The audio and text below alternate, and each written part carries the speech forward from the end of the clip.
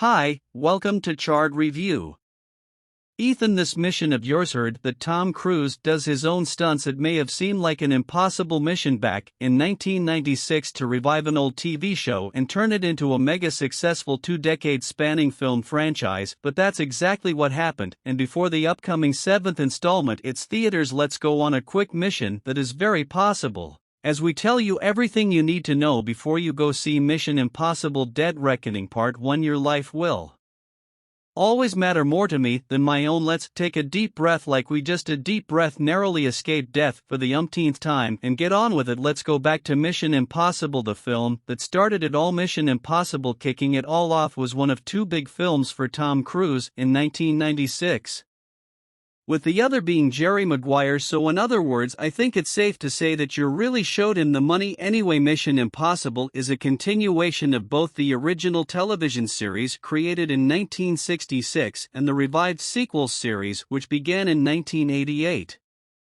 Loving the double numbers there, with the movie set 6 years after the events of the latter. Tom Sars is a government operative, Ethan Hunt, who recruits a small team to help him prove his innocence after he becomes a prime suspect in the murder of his mentor. Of course, this movie delivered one of the most memorable scenes/images of 90s action flicks. I'm sure you all remember where you were when Ethan drops and hovers inches from the ground. As it turns out, Tommy put coins in his shoes for balance and to keep his head from hitting the floor, which is a great life hack if you plan to be a future spy. And fun fact, this is actually the only film in the franchise where Ethan Hunt doesn't fire a gun, nor are there any shootouts or gunfights at all. Yes, more of that please. Up next is Mission Impossible 2. Mission Impossible 2, sorry, I can't help myself, greatest theme song ever. Now this installment may hold the lowest score on the tomato meter, as the only rotten movie of the bunch, but I will say it was the highest grossing movie of the year 2000, and as our friends in Wu-Tang say, cash rules everything around me. Sorry, I'm in a singing mode right now. Now in this one, Ethan and team joins forces with a professional thief played by Tandy Newton as they try to track down a genetically modified disease being held by a rogue agent. And while Sir Anthony Hopkins, making an uncredited cameo appearance, may ring a bell from number 2, it's really Tom Cruise's entrance scene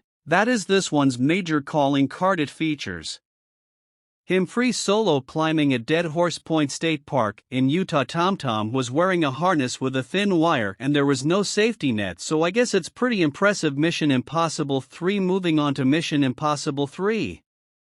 Number 3 in the Me film series was directed by J.J. Abrams in his directorial debut, and yes, lots of lens flares. Tom Cruise called and offered J.J. the job after Tom binged the first 2 seasons of Abrams' popular show Alias. Note to self, pick up unknown calls. Now in this film, Ethan Hunt is retired from active duty and training new recruits, but he's forced to go up against a ruthless arms dealer played by Philip Seymour Hoffman, who is threatening Hunt and those that he loves. And speaking of Hoffman, Mission Impossible 3 is one of the strongest overall casts that we've seen in the franchise, with names like Michelle Monaghan, Billy Crudup, Jonathan Rhys-Meyers, Kerry Russell, Maggie Q and Lawrence Fishburne joining in on the fun. Now unlike number 2, this one performed worse at the box office, but better with critics. Geez, I guess you could say pleasing people is an impossible mission.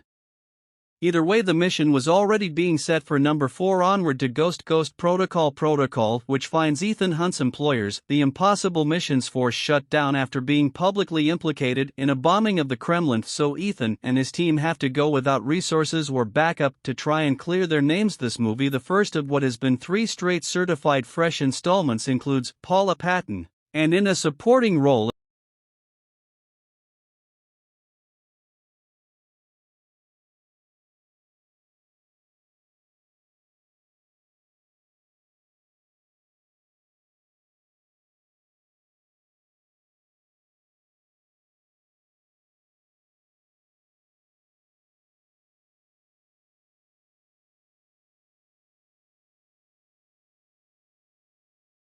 Rogue Nation. This time, Ethan Hunt and his team are on the run from the CIA and find themselves in a war against an international black ops terrorist organization composed of rogue agents from all over the world. The film was written and directed by Christopher McQuarrie, his first of at least 4 Mission Impossible films. He had previously directed Cruise in Jack Return 2012, and get this, he also wrote and produced Top Gun Maverick in 2022.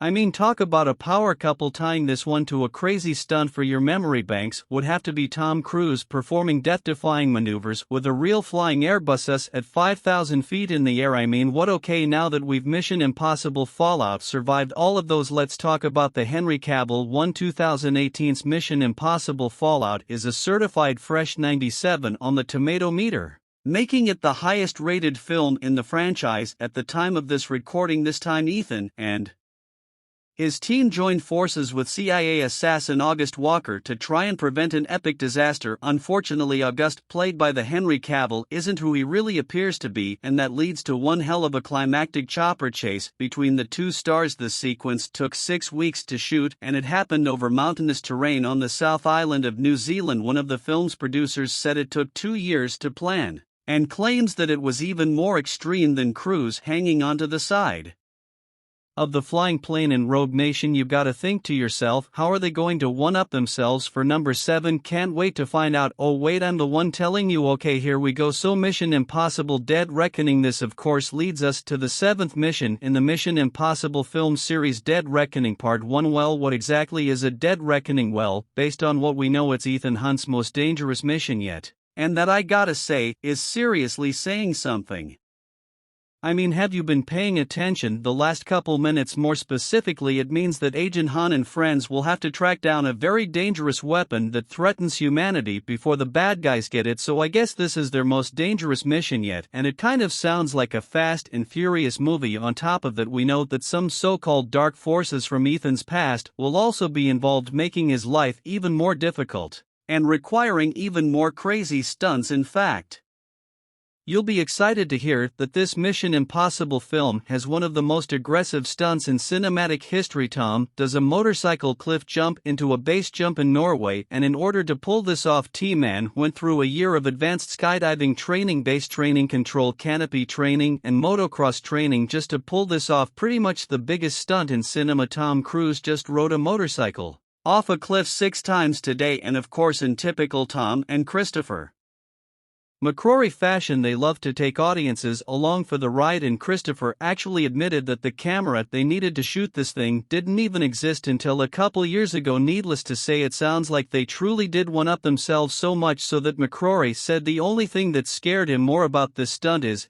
what they have planned for Mission 8: fresh and familiar faces when it comes to who will be playing out the story on the big screen. Joining Tommy as returning stars are Ving Rhames, Simon Pegg, and Rebecca Ferguson. Now, when it comes to new faces joining the fray, we're gonna meet Hayley Atwell's Grace character, whom Atwell described as having, quote, somewhat ambiguous loyalties, which, come on, that sounds pretty interesting. We're also going to meet a powerful terrorist and the film's main villain, Gabriel, played by Esai Morales, who was cast after Nicholas Hoult left due to scheduling conflicts. We're also going to see Vanessa Kirby as a black market arms dealer known as White Widow, and the always awesome Shea Whigham as an enforcer who's tracking Ethan. Don't mess with Eli from Boardwalk Empire. So what about Dead Reckoning Part 2? Well, friends, based on the film's title, you've probably figured out by now that there will be more Dead Reckonings to come. Now, while we know that Part 1 will end in a cliffhanger, probably, I mean literally, we can't tell you much of what's gonna happen in Part 2, but we do know that it has already been filmed and is due out around the same time next year. Tom Cruise is officially the unofficial king of the summer box office, and just to give you the time